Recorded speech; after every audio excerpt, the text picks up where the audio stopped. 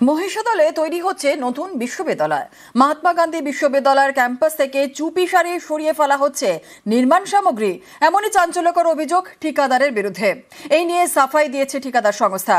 বিষয়টি খতিয়ে দেখার আশ্বাস দিয়েছেন উপাচার্য।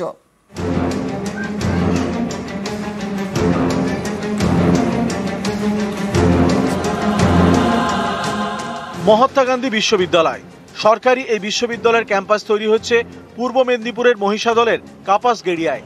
সেখান থেকে ইট বালি লোহার রড সরিয়ে ফেলা হচ্ছে বলে অভিযোগ।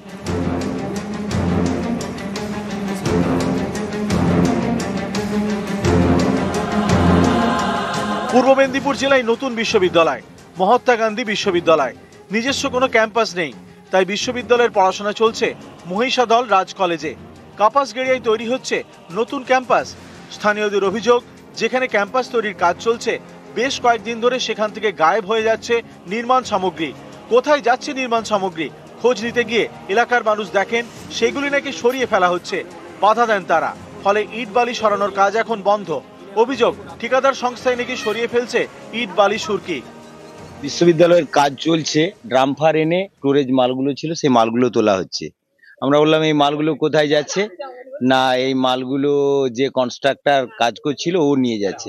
আমরা বললাম যে আপনারা এক কাজ করুন, মালটা ওখানে ঢেলে দেন, গাড়িটা বসে যায়, মালগুলো ছেড়ে দিয়ে তৎক্ষণাৎ ওরা পালিয়ে যায়। রোড পেয়েছি তেরোবেকা থেকে কাপাসিড়া, এই রোডের গাড়ি ফাড়িগুলো মাল মাখানোর জন্য, সেই জন্য গাড়িগুলো বসে যাচ্ছে, সেই জন্য এই ডাস্ট মালটা আমরা নিয়ে যাচ্ছি।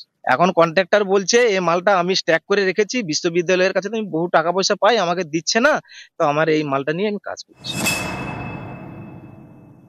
রেজিস্ট্রার পুলিশ প্রশাসনকে জানাবেন ব্যাপারটা ইনভেস্টিগেট করার জন্য।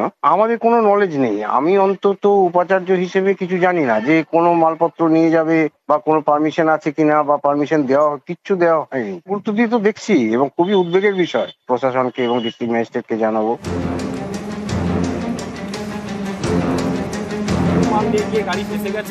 মহিষাদল থেকে ক্যামেরায় সন্দীপ গুড়িয়ার সঙ্গে সুজিত ভৌমিক, নিউজ 18 বাংলা।